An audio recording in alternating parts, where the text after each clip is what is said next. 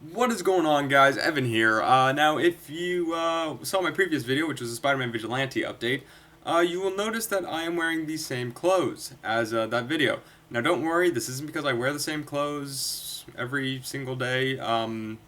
It's just simply because I am filming these videos back to back, and this one I am probably just taking longer to edit because I do that most times. Anyways, getting into the video, we are today. I'm going to show you guys what additions I have made for my classic suit, as well as a few other projects that I am getting into, and announcement on two costumes that I am going to be working on over the next couple of months slash year. But yeah, let's go. Okay, so here we have my my classic slash TASM2 suit. Now, as you can see, I have taken this front spider and I have turned it into more of a TASM2 front spider. The legs originally ended about right here because they were it's a Raimi spider. And then I just simply extended the legs, and I did this little. On the actual spider in the movie, they go straight, but with this, kind of kept them flowing a little, just because the legs originally curved, and so I continued that curve and then made it go out a little bit for all of the legs, and it looks very good. I mean, I like this so much more than the Raimi spider, and it helps to match the back spider of the suit. Then the other thing I've gotten done on this is on both hands. I've gotten the fingers, the fingertip pads, and the webshooter trigger. Now, the way I did this, very simple, just I put on the glove, and then with just a Sharpie, I drew the squares for all of the fingertips, and the triangle for the palm pad, right where, it would be, you see right where my fingers are? Right there is where I would draw the line. I can't really show you because I only have one hand available, but I hope you get the idea. And then after that, I just took puff paint, exact same method I used to puff paint the spiders. I puff painted, I actually did 2 layers of red. One layer, let that dry, and then another layer. Then after that, just took black puff paint right out of the tube and just did all the lines, and then drew one outer triangle, two smaller one in, two inside, and then a dot in the center. And then I did the same thing for this side. The web shooter trigger on this side is actually smaller. I would have preferred it to be like this on the other one, but really, I mean, you only notice a difference if you're really looking at them. I could take this one and make it more like that, just by painting over it, but I don't think I really need to. It's really not that noticeable. Okay, next thing I've got for you guys, it's a pair of lenses that I'm working on. Now these are cut from a, just one of those, Spider-Man masks. You can buy it like Toys R Us or whatever. This one I think was an Ultimate Spider-Man mask. And now what I've done is I took a Dremel, I cut out the rough shape of it. I'm going to be going back to this actually, and obviously cutting off all of the red. And there's a few bits I think I need to cut off on the back as well.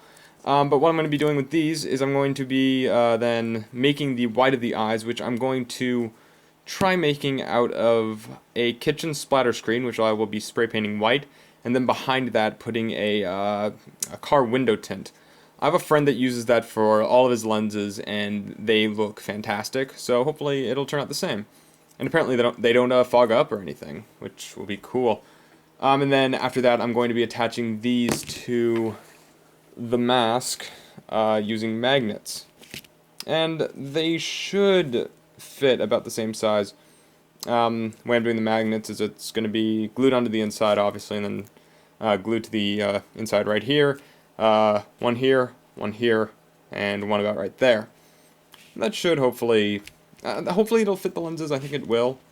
I've seen someone on YouTube who I actually got this idea from. I'll link his video / channel in the description below. I forget his name at the moment. But yeah, that's those. Hopefully these will turn out nicely, and maybe if they do, I'll do a tutorial on them, because I mean the mask was only like $10. Not sure how much the splatter screen and the window tint will cost, but it'll hopefully be fairly cheap. And now moving on to the final thing. Shapeways TASM2 web shooters. Now, I got these off of a guy on Shapeways. If you want to find them, you have to search web shooter as one word. I was also pointed out to these by a fan of the page. I'll throw his YouTube channel in the description. These things are very nice quality. I would definitely recommend the guy. I'll also throw the link for his Shapeways profile in the description. There's a slight problem with my order, though. I mean, the print itself is fantastic, but this actually is supposed to come as a 6-piece set, as the webshooter base, 2 bits right here for the gray parts, 2 bits on the top for what's painted white, and then webshooter cartridges. I mean, I did get webshooter cartridges, but unfortunately, they don't fit in there. Now I contacted the guy who made them.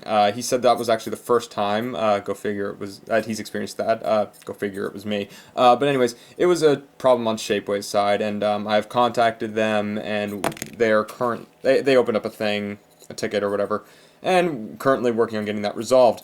Luckily, I don't need these right away. I need them. The soonest I need them would be for WonderCon in April. But yeah, these, what I'm going to wind up doing with these is I'm not going to glue them into the suit. I'm actually going to use magnets. I'm going to have a strip that I wear underneath my suit. Then I'll have 2 magnets attached right there, and just will snap right onto the suit, and I'll show you what this will look like on the actual wrist. Alright, so there you go. Perfect size. He actually sells 2 different sizes of these. I went with the smaller one just because I think that fits. We don't know the actual dimensions of the TASM2 suit of the shooters yet, but I think these look the best. They fit better than the larger side would. But yeah, that's those. And obviously, I will bring more videos once I get the other pieces finally and get these beautiful, beautiful things painted and put onto the suit, because I honestly cannot wait for that. Okay, and now the final bit of this video. I have 2 costume-related announcements for you guys. The first one, you will know this already if you follow the Facebook page, is going to be my hopefully my big piece for Kamikaze 2014. And it is this. It is Spider-Man's anti-Sinister 6 armor from the Ends of the Earth storyline. Now, when I first saw this suit, I absolutely fell in love with it. I think it was actually the suit that made me actually start collecting Amazing Spider-Man. Unfortunately, a couple issues later, it wound up ending and going to Superior Spider-Man, which I also love. Yeah,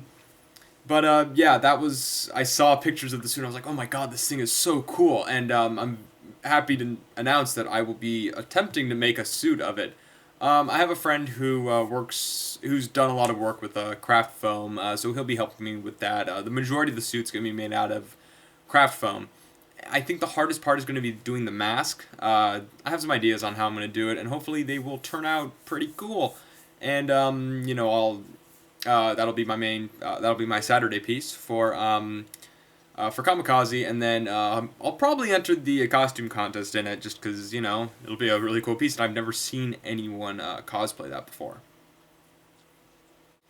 Okay, and now my second big thing. I have been kind of holding off announcing this for a while, but I figure, you know what, it's time I actually do. I'm going to be attempting to hand make an Amazing Spider-Man 2 costume.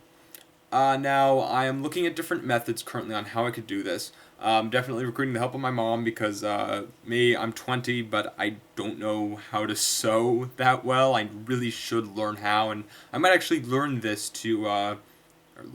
use this to learn how to sew a little bit.